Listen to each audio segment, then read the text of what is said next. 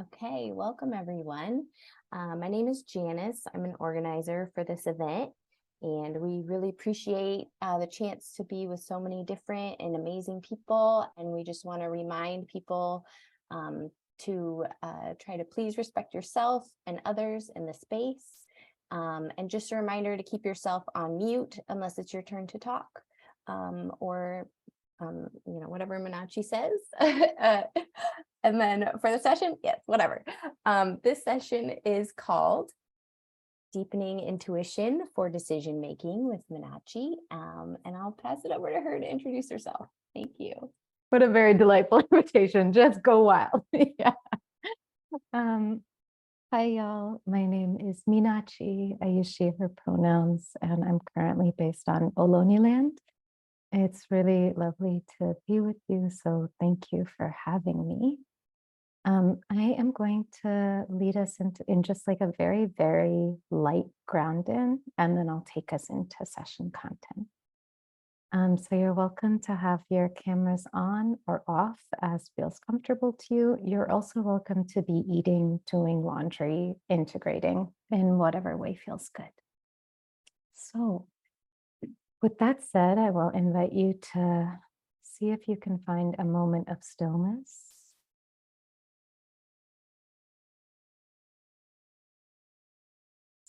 And take a breath.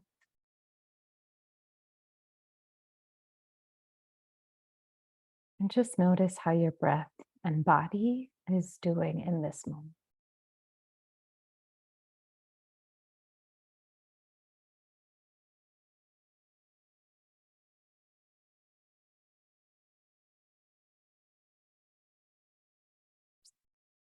We'll invite you to place a hand on your belly or two hands on your belly. Letting yourself breathe a little bit deeper into that space.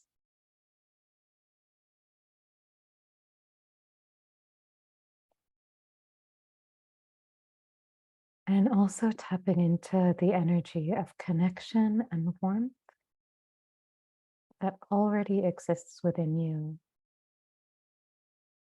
that always exists within you, that comes from lineages and people before you. And that will also flow forward to lineages and people after you.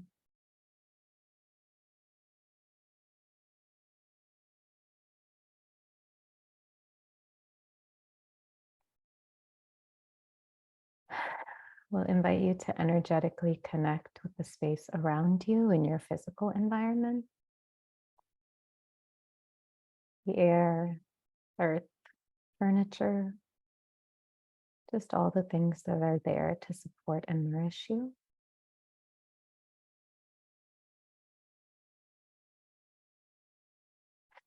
We'll invite you to use your breath to send out any gratitudes that you'd like to offer to your space.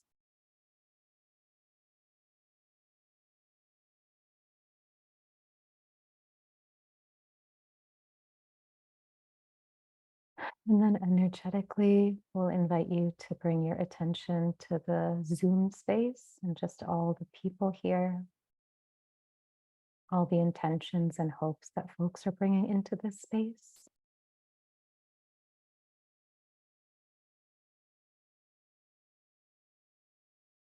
And taking another moment to tap into the collective belly that's present, offering any warmth and gratitude that you would like to share here.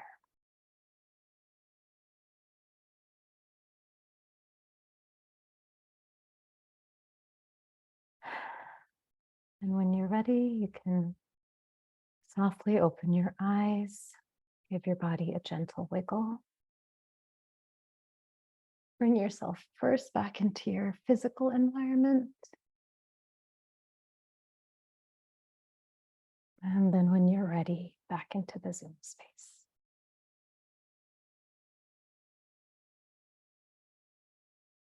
Okay.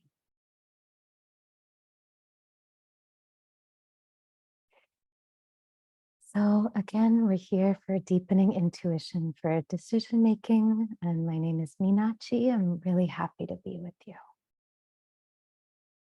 A little bit of what we're going to be doing today. We'll start with group invitations. Then we'll do a little bit of intention setting and introductions. And then we'll go into instructional content. And the instructional content, honestly, it kind of goes back and forth between instructional and experiential. And so we'll be flowing between some thoughts on the slides, some journaling reflection prompts, and then our discussion. So some invitations of the space.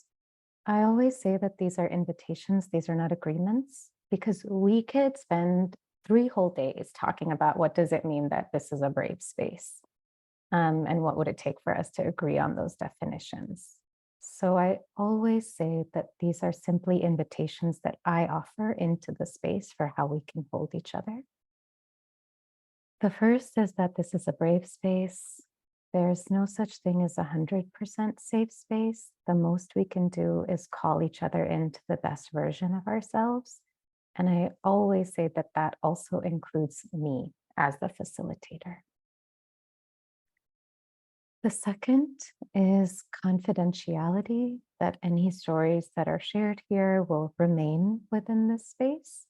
Depending on how everybody knows each other, communities are really small. Even if y'all don't live in the same space, like communities are really small, things get around, people connect in different ways. So inviting folks to really honor that and stories that are shared here, and that we won't bring them up outside of this space unless that's invited and requested.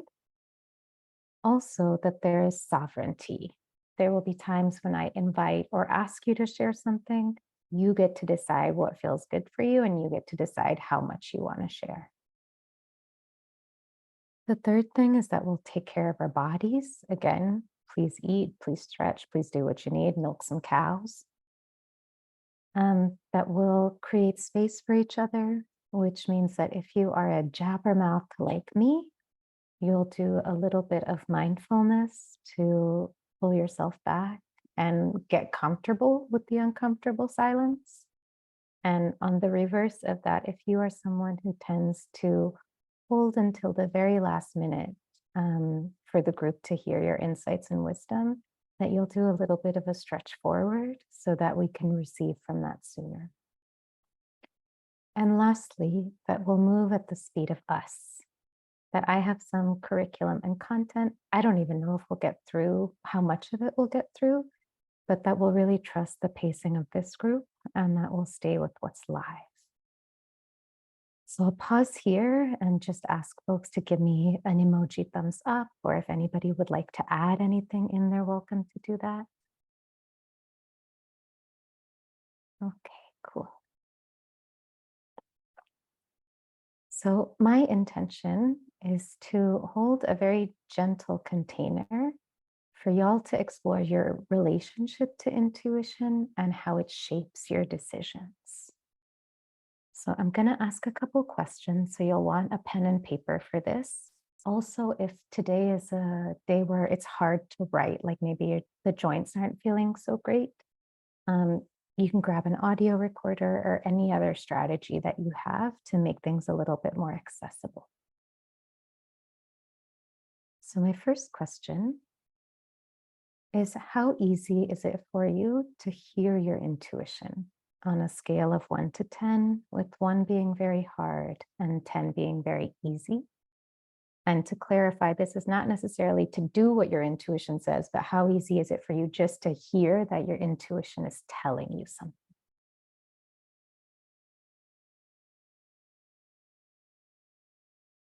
Okay.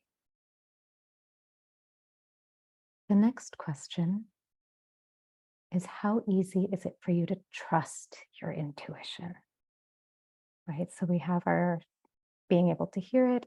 Then the question is, how easy is it for you to be able to trust it?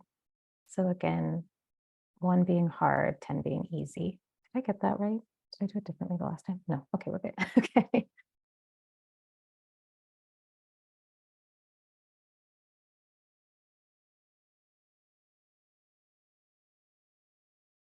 My next question is, who do you like making decisions with?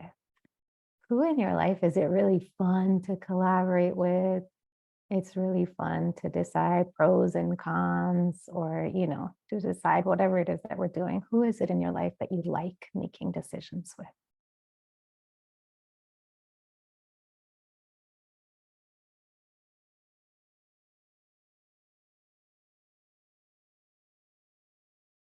And the next, whose voices do you hear in your head when you're making decisions that matter?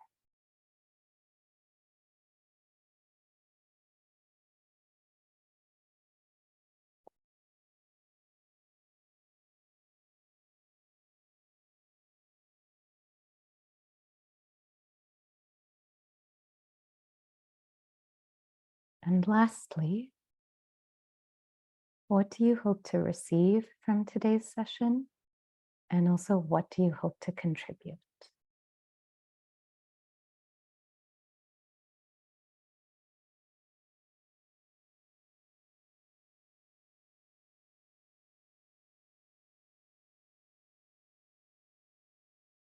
So I'm going to pull this down. We're going to go into a breakout room introduction. If you do not want to go into a breakout room, if you're just feeling kind of quiet today, send me a message. And what I'll do is I'll put you in a quiet room. So we're going to go into breakout rooms, and the invitation in those breakout rooms is to share your name, pronoun, and location, and then to share your responses to these questions with each other. And again, if you don't want to be in a breakout, send me a DM and I'll put you in a quiet room. So just going to hold, I think, for 30 seconds here for folks to send me those messages if they don't want to be in a breakout. And Janice, would you like to go in a breakout, or are you staying here with me? I'll go on a breakout. Okay, cool. Okay.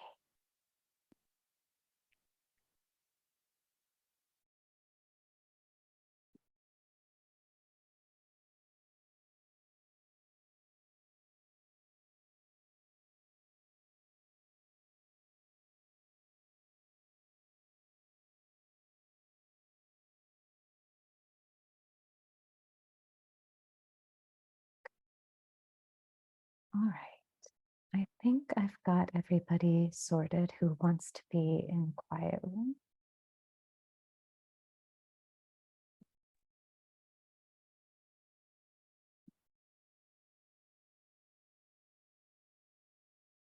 And Janice, checking in, is there anyone who needs the ASL interpreter in this session where I should make sure that those breakout rooms are matched?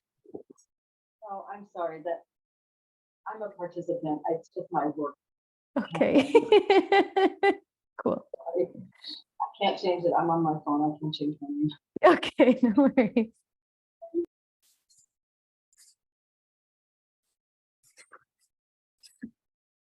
All right. So one of the funny things that Zoom has been doing sometimes is it's been erasing the chat thread. So I would encourage you, I'm going to drop it into the chat one more time, and would encourage folks to like copy paste it or something. Okay. All right, so I'm just about ready to open these up, and we'll have 12 minutes here. So see y'all soon.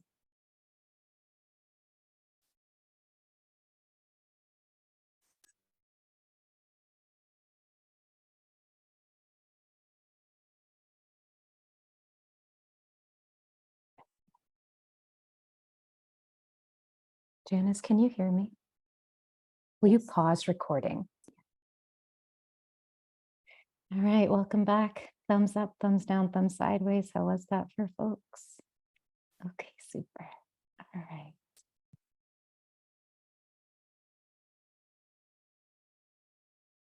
So taking us back into a bit of content, I'm a word nerd. So I always really like looking at the etymology of things. What's the root of a word and how does that inform, how I hold it in my body? So intuition comes from the Latin to look from within.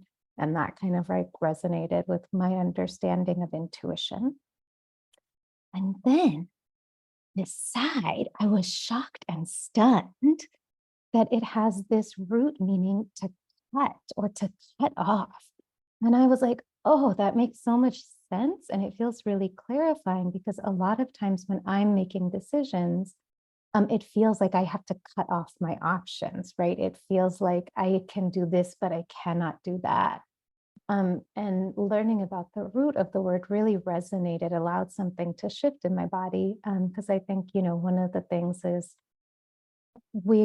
I'm sure many of us know also that when we're making decisions, what we're actually doing, just like when we say no to something, we're actually creating room for growth. We're creating room for what is aligned, what is right.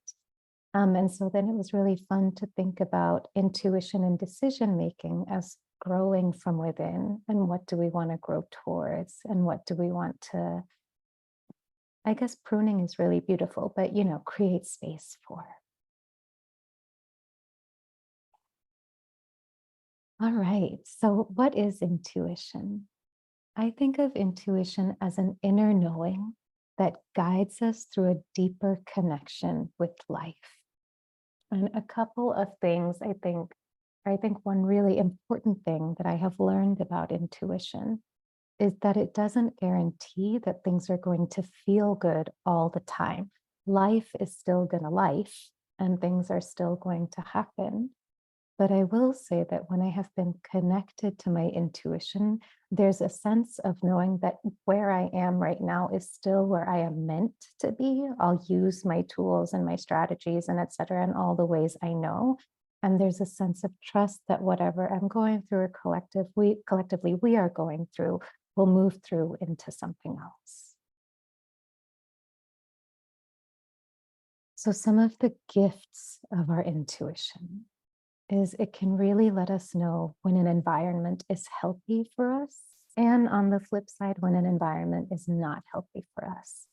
Whether that's a physical environment, we're in a space that just doesn't feel right and our body's like, time to go. A social environment or relational setting, a partnership, a group of friends, a party, when the vibe hits and it's time to leave. Or a professional environment, and really being able to listen of like, when is this really nourishing me? When is this serving me? And when is it time for me to find a different type of place to be? Kind of tying into that, our intuition will tell us when we need nourishment and the type of nourishment that we need. So is it that I need rest? Is it that I need food? That I need a walk? Is it that I need a girls' night? Is it that I need a night in? What is it really that my body is craving? And I think in conjunction with that, it really helps us know how to pace our energy and pace our day. There's a time when intuition is like, don't add that extra errand in, because if you try and squeeze it in, you will be exhausted, and then you will be irritated and you will snap at everybody, and it will ruin the beautiful evening that you had planned. Which again ties into, it'll let us know when we're overextending ourselves. And I think the core thing that intuition gifts us is really a deep trust that we are wonderful exactly where we are. Because when we're rooted in that sense of connection to self, there's a higher likelihood that anything we do for anybody else is going to be from a place of genuine generosity and spaciousness, as opposed to seeking some type of external validation or trying to get our needs met in a way that maybe isn't actually in alignment with our values or our desires. Where do we lose touch with intuition? So I found it happens in 3 spaces. One, when we're not encouraged to value it. And I think that for many folks, that shows up in childhood, when we're told to disregard our body's information, whether it's how we want to play, how we want to express ourselves, how we want to eat, what we want to do, because of the authority, the systemic nature between adults and children. We're really not encouraged to listen to our intuition and to trust our body's wisdom. Sometimes we lose touch with our intuition because we lack time and space to sit with it, right? We have it, but we're just running around everywhere. We're too exhausted. We don't have rituals or practices to just sit and be with ourselves and reconnect with our inner guiding system. And then lastly, we can lose touch with intuition when trauma hijacks our nervous system. So within the context of trauma, I think about trauma really as any event that is maybe out of our ability to make meaning and integrate that thing into our life. And it can happen on an individual level, an intergenerational level, a collective level. And trauma really amps up our brain to be in hypervigilance. And one of the ironic things that it does is that in its pursuit of protecting the body, it often takes us away from being able to listen to the body. And when we're not able to listen to the body, we can't hear our intuition clearly. I'm going to pause here and check into some of the chat threads. How do we discern between intuition and instinct? I don't know that I would articulate a difference, and I'm wondering, Stas or Leander, would you like to share a little bit more about what that question means or what you're noticing in your own body right now? Yeah, I think that I've been having a conversation for a couple of years with a friend of mine who is white-bodied and from a wealthy background, and who talks about how their socialization makes a lot of their instincts feel oppressive, or feel like about control, or feel like just like this gut instinctual desire to make things fit in a more normative lens, and that they have a hard time being able to feel like they can trust their intuition because their instincts are so shaped by systems of oppression. And I've had a hard, again, this has been an ongoing conversation. I've had a hard time knowing how to talk about like how to peel back the layers of that socialization and feel a sense of connection to intuition, where intuition feels more like a connection with spirit or with like the somatic body, whereas instinct maybe feels more like your social programming, or, and like how do you discern between those is something we've spent a lot of time talking about. Yeah, this is a really beautiful question. And I think it touches on collective trauma, right? Because if we're living in a system of white supremacy and many, many other systems of oppression, then the responses that are conditioned into our bodies are not so healthy or not so great for us individually and collectively, right? So what I think is this question in and of itself might be too big, like it's too unique and individualized and all those things for me to be able to answer in a specific way. But I think what I can say is that when we're aware of the way our conditioning has shaped us, and when we have access to relational support and community who can bring us into a different alignment of listening to our bodies, I don't think that that is something we can do alone, but I think it's something we can do with trees, with the ocean. Animals are excellent at helping us listen to our bodies and listen with love and care. Many of those different things can be strategies for shifting, because I think in the language I use, I probably wouldn't use the word instinct. I would use the word conditioned response. So I think that's my answer. Yeah. And I'm seeing some head nods, so resonance for that one. Cool. Okay. There's a couple other things in the chat thread. Rivka says, if I don't respect my intuition, how can I possibly expect to respect my daughters? And just, I think offering some warmth and gentleness for you as you're in that exploration, because that's a tough nut right there. And Brooklyn wrote, can you speak to the difference between trauma and discomfort? And I think, Brooklyn, I think for today's session, I may not be able to speak to it very well, again, because it's like, that's going to be so nuanced for everybody as well. But I will just say, ironically, I keep saying this, like trust your intuition on your capacity, right? Because we're always trying to stay, as we're doing our trauma healing work, stretching our capacity to be able to stay with discomfort. So trust yourself with where your windows are right now. Okay, thank you. So then I'm going to take us back in. I'm going to take us into, actually, I'm going to pull this back down. Take us into a couple journaling prompts. I am going to play a bit of music. We're going to be with each prompt for about 3 minutes. So if you don't want to hear any music, what I invite you to do, like if you want to journal in silence, to turn your volume off and then just keep an eye every 3 minutes, look up, and we'll be back together at the 50-minute mark.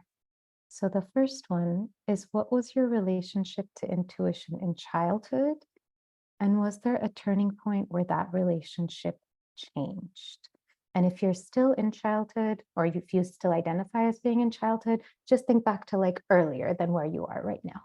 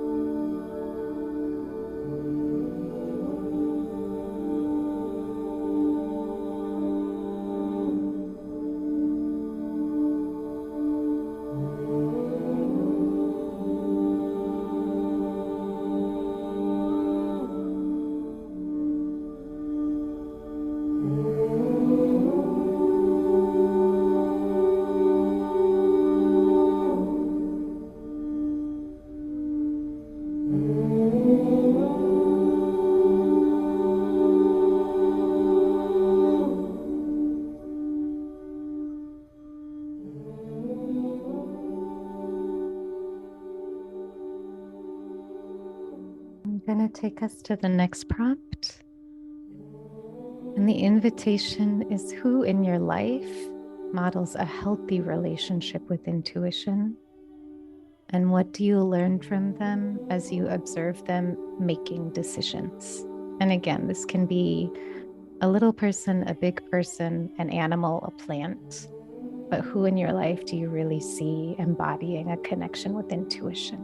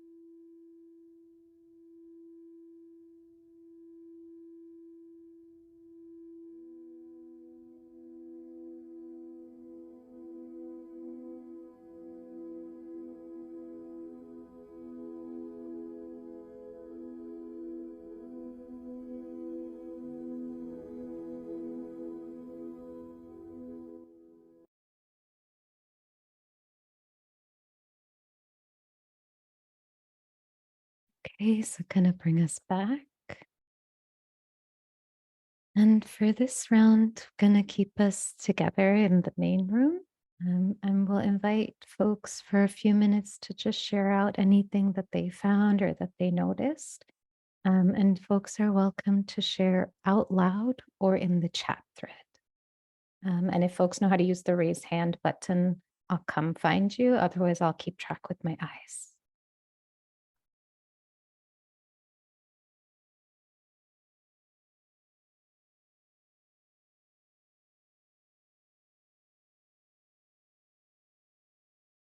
Yasmin. Hi, I'll be brief. Two things popped up for me during that time. Also, I would love the song credit if you're able to share. Two things. One, I realized how empowered I felt as a kid, even knowing my mom, my primary parent, like wasn't necessarily thinking about these things, but I'm really grateful for her in the way that I remember so much space and so much empowerment in being able to follow my childhood intuition. And then the other thing I realized is in my close circles, it was really hard for me to think of someone who models this for me. And so it gives me a bit of a hunger appetite, like, oh, I want to be around more people who embody this and who model this for me, who I want to be more like or want to practice this with. So I don't know what that looks like, but finding more people who live in the world that way. Yes, it did sound like beautiful chorus. Thank you. Thank you for being so willing to do that share. And then depending on what device, I don't know if you can see, but there's like hearts popping up for like, which I imagine is like resonance for folks.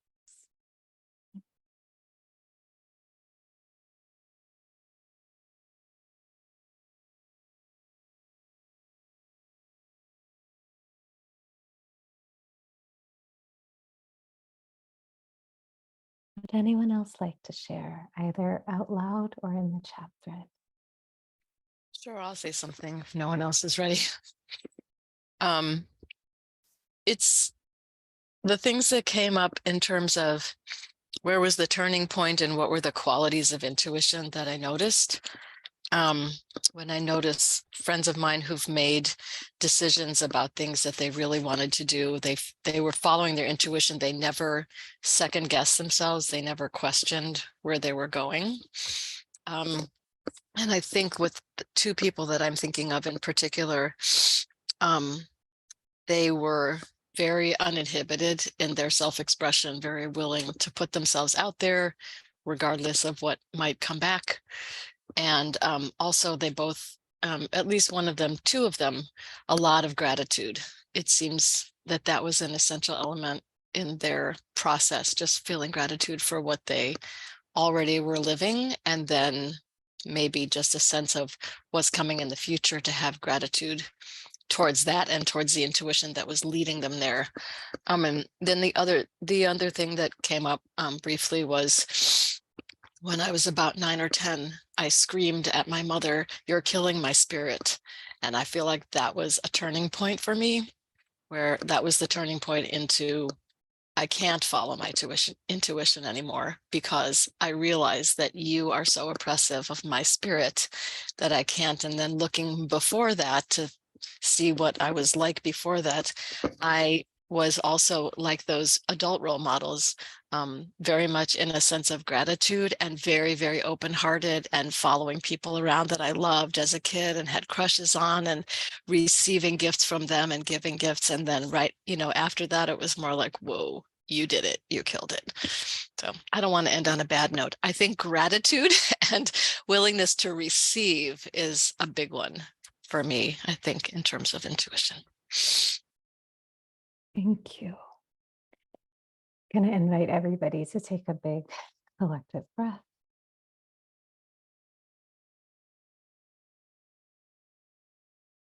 Also reminding folks, if you've got water with you, to have water, do things that feel good. Yeah. And then we'll come to Daniel.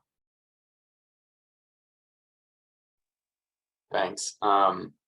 I was thinking into my childhood, and one thing that came up for me was my relationship to time.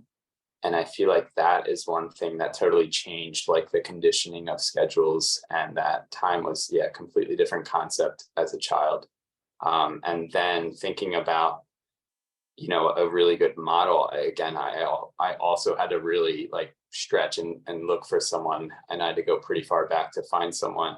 And the person that I found was, when making decisions, was very thoughtful and the opposite of empirical or urgent in their decision making. Like there was always possibility and nuance. Yeah.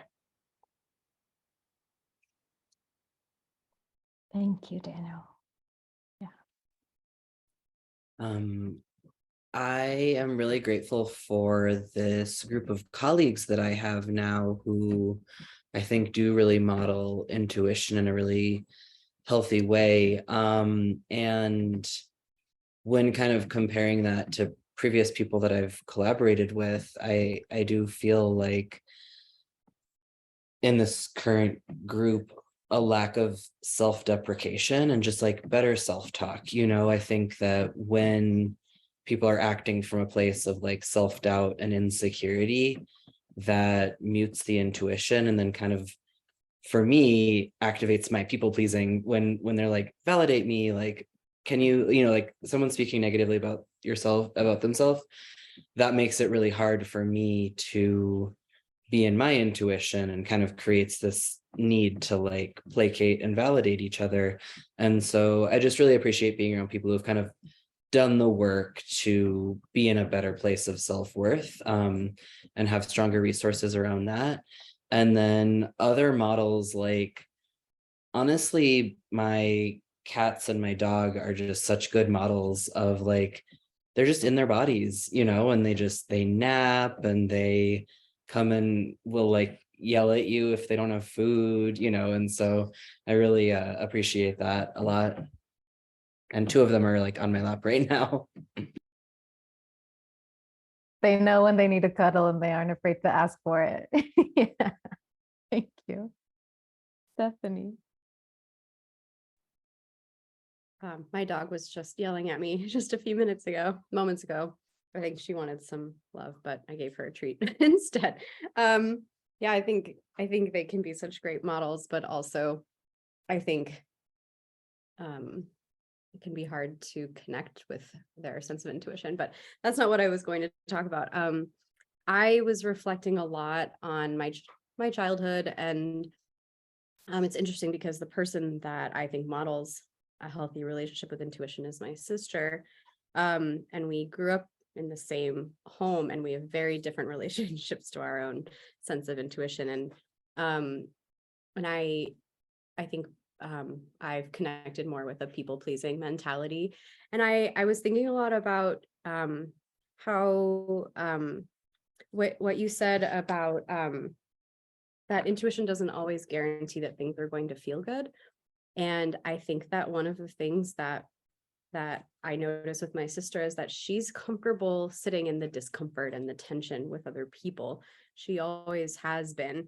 And that's something that I am not as comfortable with, and that I'm, wanting to work on in myself. But what it ends up doing is it creates a sense of discomfort about myself. Like it's my own discomfort. And sorry. Bad timing. And yeah, so just, where is the discomfort? So it's either discomfort with other people that I can work on with them, or be okay with, or am I just creating this like negative relationship with myself? Thank you. And also just inviting you to see the heads that were nodding as you were talking, also with resonance. And a teacher of mine once said something very profound, which I will now share with you, which is that each child who is born into a completely different family. Families are not the same. Really. Yeah. Yeah, Nikolai. Thank you everyone for your shares and these prompts. what came up for me, which I like circled, and I'm like, okay, time to do some more self-work. But previously in the break room, I shared that I sit with my intuition. I feel that I like in my body, it feels, I hear it, I trust it. It is how I allow it to let me show up in the world outside of my home that I am challenged in, and in making decisions outside of my home that I am challenged. And so, but when the prompt was about where in your childhood, I went to it being disruptive and I saw myself as a toddler. Yeah. And so then I'm like, okay, so then that made sense, like that connection of course, I have discomfort in letting my intuition allow me to make decisions outside how I show up. Yeah. Because like there's that child regression and it's very, very young. So that's just what I wanted to share. Yeah. Thank you.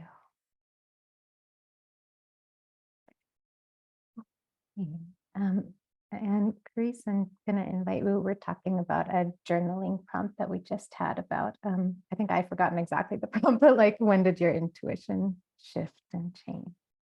Yeah. Okay, I think I'm going to, I am debating.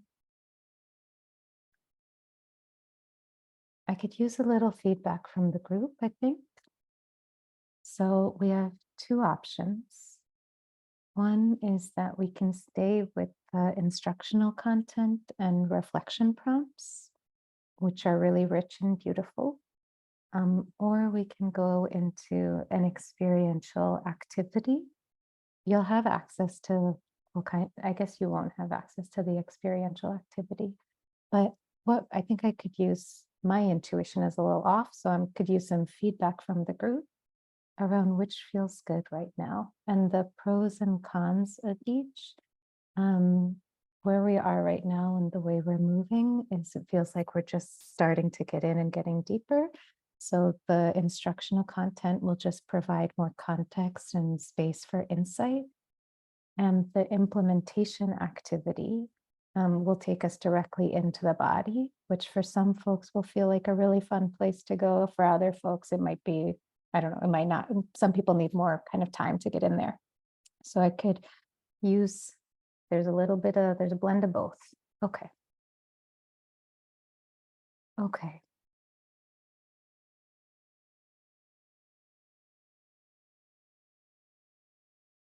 I am going to, okay, here's what I'm gonna do. Yeah, I am gonna do a blend of both. So here's what we're gonna do. We're gonna do two things, two statements. You're gonna need a pen and paper for this one.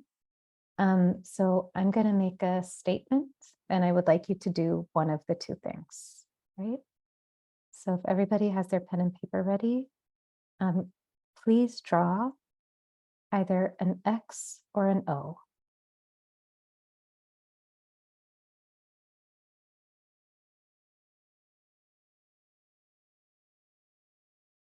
And next, please draw a line either up and down or side to side.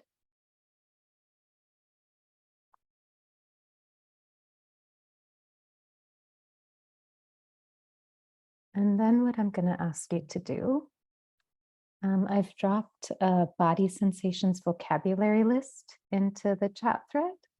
I'm going to ask you to just take note, maybe for a couple minutes, any body sensations that you were coming up as you were making those two decisions that you just made.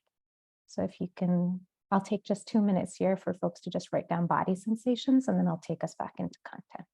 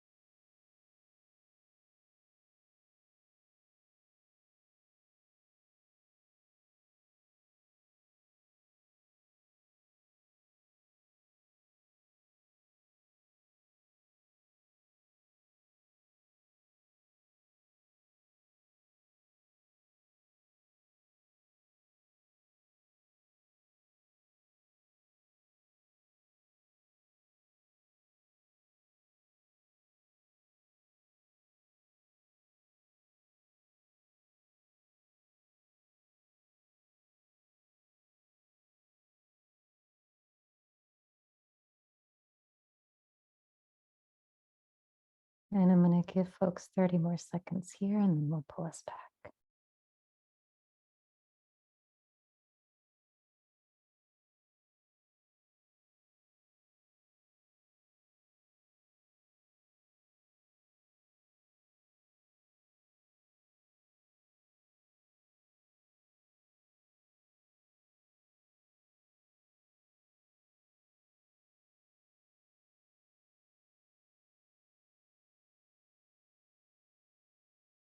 Okay.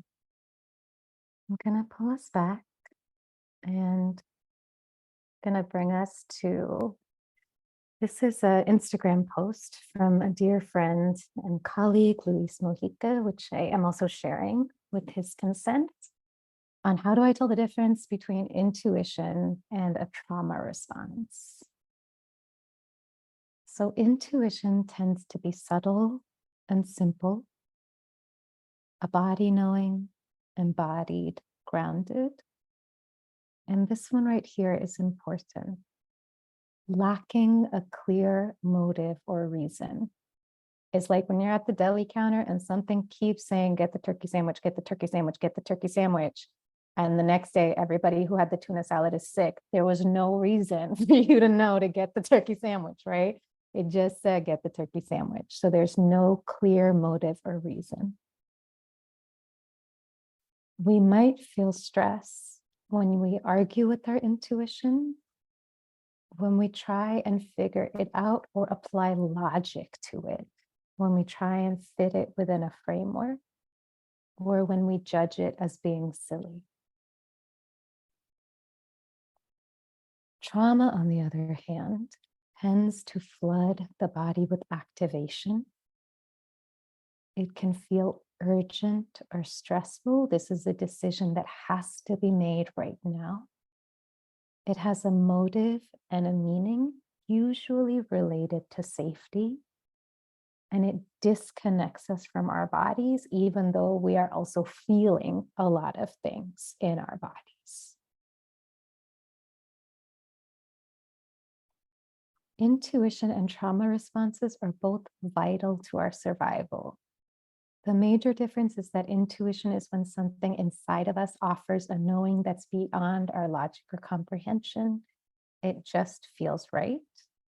And I would say that the one caveat I might put here is a lot of times when we've got a lot of unhealed trauma, the thing that feels right is not necessarily the thing that's good for us. So that also is practice, because sometimes in the healing journey, the thing that is actually healthy feels really wrong. Like it feels wrong to not have chaos around us sometimes. So those are just things to track. Trauma responses often come with a conscious or unconscious perception of threat. They are urgent and we don't have the option to ignore them, as they tend to be automatic and reflexive. Learning the difference means being able to feel the difference via sensations in your body, because this is what's going to allow you to notice if you're making a decision from stored trauma or from intuition. And both of them, trauma requires respect and inquiry to release it. Intuition only requires that we follow it without any clear clarity of whatever, intuition just asks us to listen. So I'm gonna pull this down and invite folks to share a little bit earlier when we did that, the X and the O, or the line up and down. What are the body sensations that people notice? I'm gonna invite folks to drop into the chat thread or to share out loud.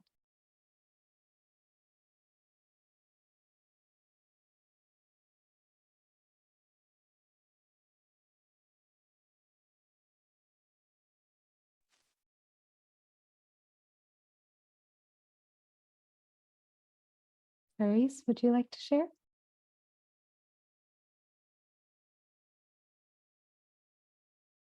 Okay, so popping in. Strong brain, smoky, prickly, deep, tight stomach, floaty, airy, flexible, rounded and expansive, and tight stomach. Okay. Um,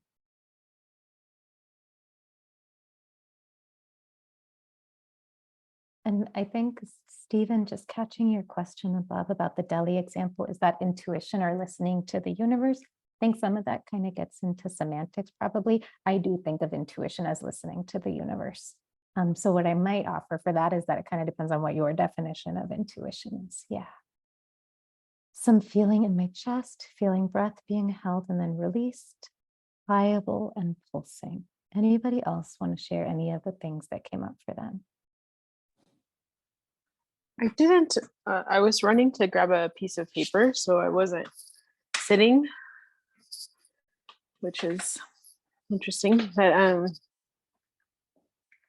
yeah, it was like there was a visuals though, like what comes, it's like pick an X or no, and like the visual comes and I like write down, what it is. I don't know if that is considered a body sensation, but. Thank you, Carice. So some of where we're going with all of this is the steps for reconnecting with intuition. It has to do with beginning with simple non-traumatic decision-making and listening to what the body says, right? When there are zero stakes to what's going on, what's happening in the body, because that'll help you start listening. Okay, where is my trauma coming up? Where is my anxiety coming up? Where is my difficulty in trusting myself coming up? Where is my need to find the rationale or make the logic being present, right? When there's no stakes, what's the ability to listen to the body? From there, the other steps are listening for the easy yeses, because those can feel pretty good, and listening and trusting the intuition there. And then lastly, only lastly, beginning to listen for the indicators of an intuitive no. And this one is the last one because it's often the hardest, because there's a lot of narratives around no. So we feel like we're rejecting somebody when we say no, as opposed to trusting that we're honoring our needs. And there can be a lot of fear related to people-pleasing tendencies that kind of have to be depatterned in order to trust an intuitive no. So what I'll often tell people is really, really listening to that first one and just practicing with decisions that don't have any stakes around them as the place to do the work. And the learning from there is really exponential. So I'm going to take us into a little bit more experiential content, but we'll first check here if there's questions on this, if this makes sense or it feels confusing.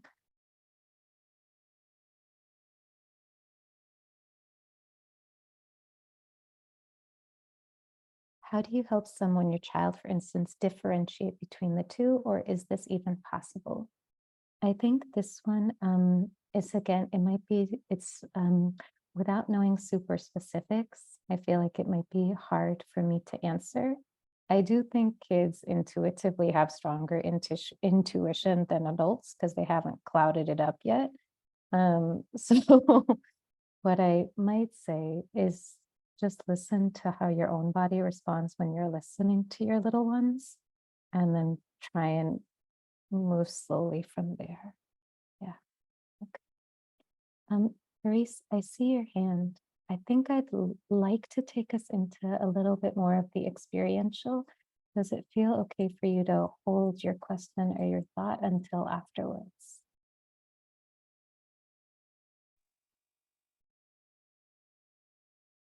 Okay, super. Thank you. All right. So then I'm going to take us into a little bit more work. What you'll need for this is pen and paper, and you'll also need a cup of water or a cup of tea or something to drink.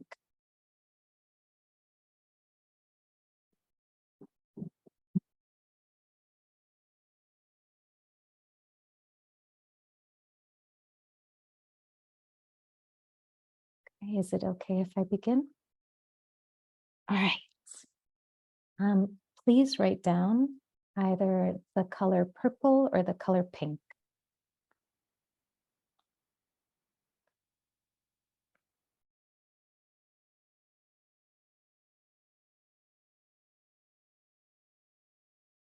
Please draw either a cloud or the sun.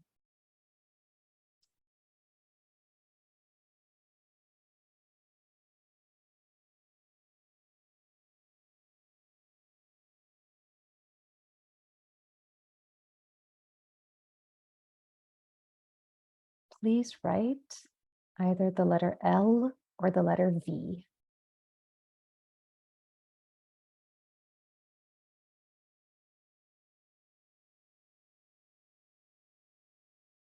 And then you can put your pen and paper down.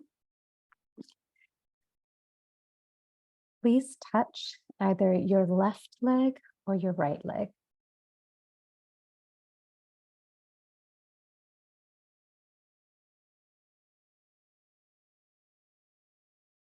Please wiggle either your fingers or your toes.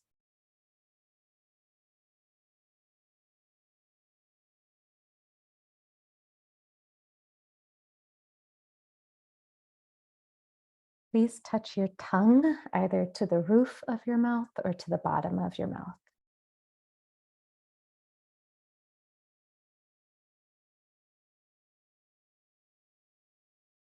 And lastly, please have a drink of water, whatever you have, either with your left hand or with your right hand.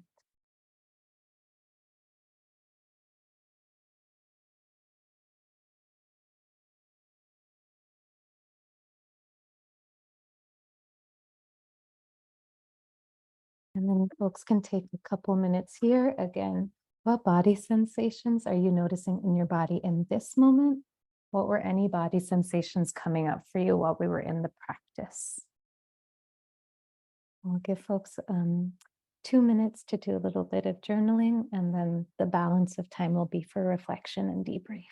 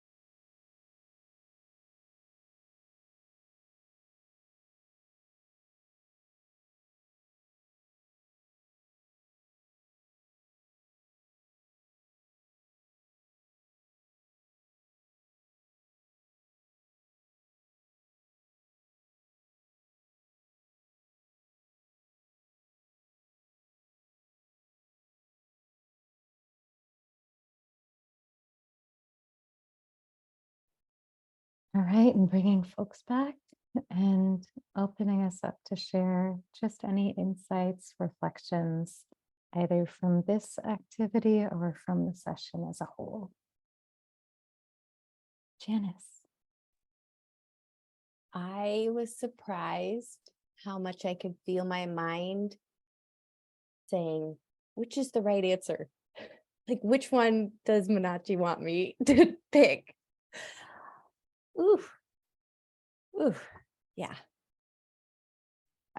When I have done this exercise, have had people afterwards share that one of the things that came up was like, am I going to be graded? And it's like, yo, school does a number on us, like school. Yes.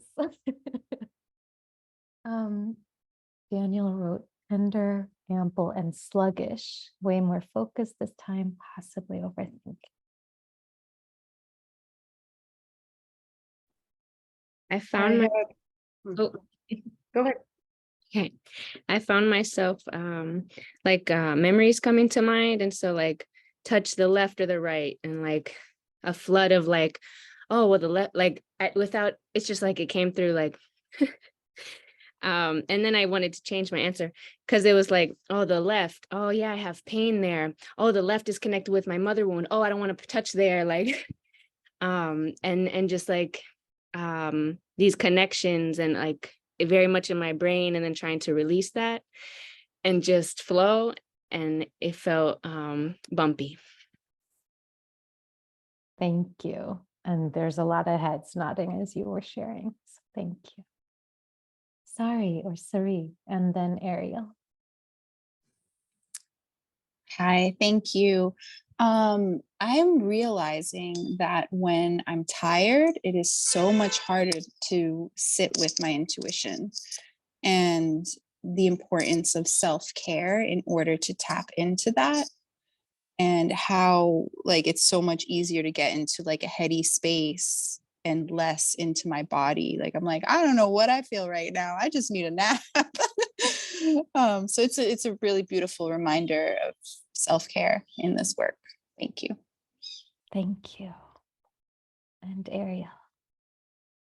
Yes, I felt actually no thought, which was kind of just felt good. It felt ease, and I felt my inner rebel kicked in when you said L or V, and I wrote both. And then I was like, and then I had this whole sort of flood coming that was like, no one else outside of you can tell you which choice to make. Like, basically, it was this funny thing. I was like, I don't have to do this the way she's telling me to. And like you said, put your hand on each leg. And I already had my left hand on my leg. And I was like, see, I already knew. Like, it was sort of funny. So I felt like a bunch of delight, and it felt playful.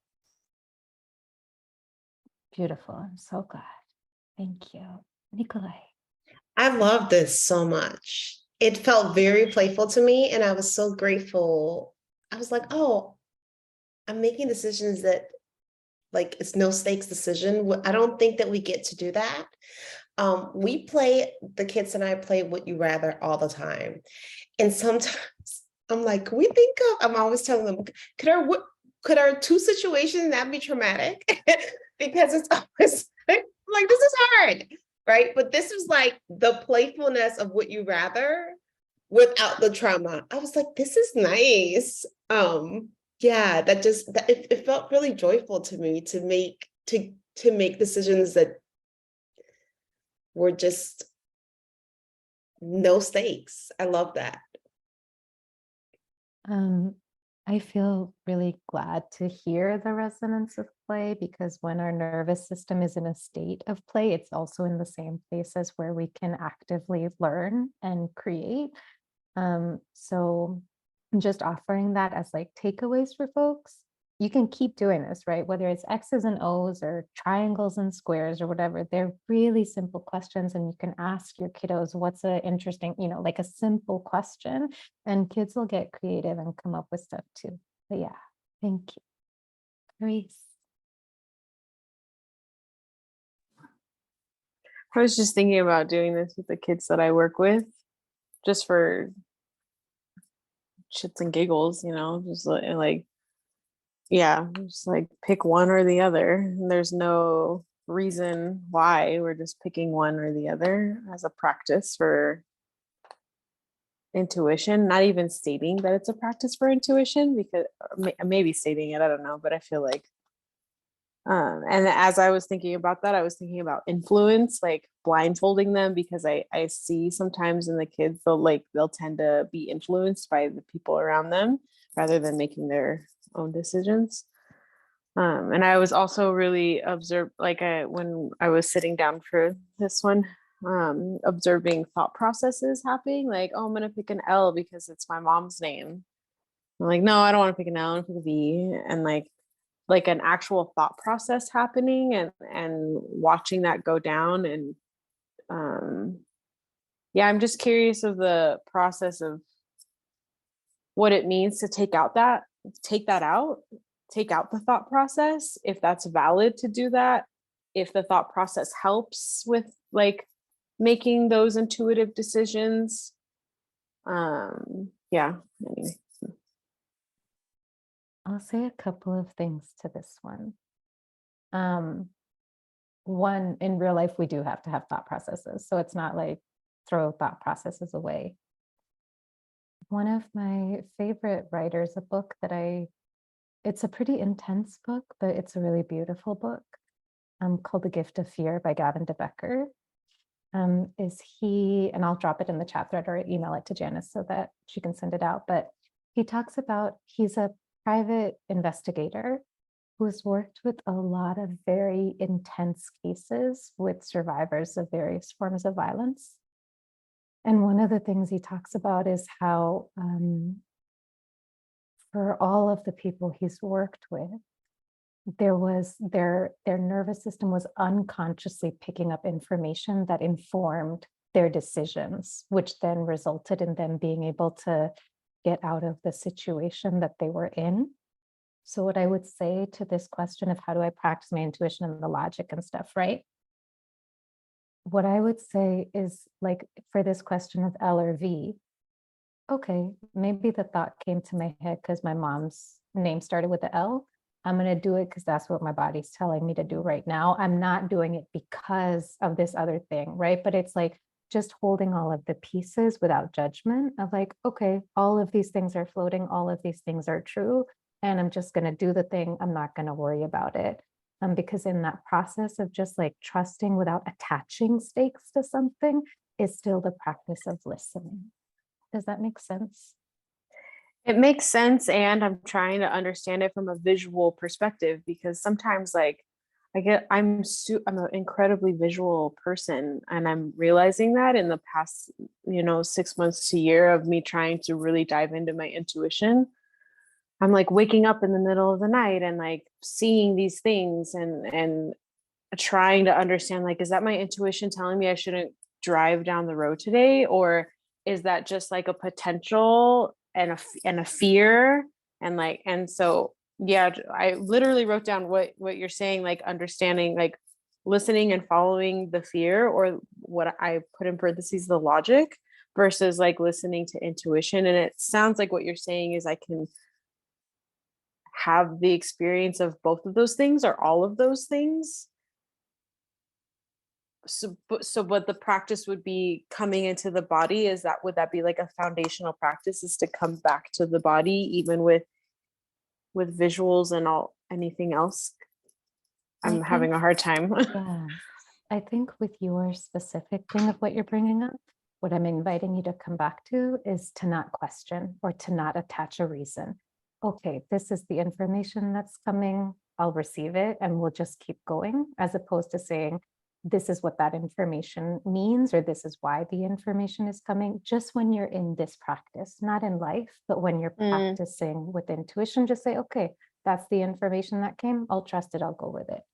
Yeah. Okay. There's a lot in the chat thread, and I'm very grateful to folks for sharing so deeply and openly, because there's really deep richness here. And we're at time. So I'm gonna do two things. First, I'm going to drop my website into the chat thread, because that's the best way to stay in touch with me, or if you want to follow along with the work and just know more. And then I think we'll close us out here with 3 breaths together. And you can also give your body some gentle rubs on your legs, your arms. And inhaling and release. And again, inhale and release. And then once more, inhale and release.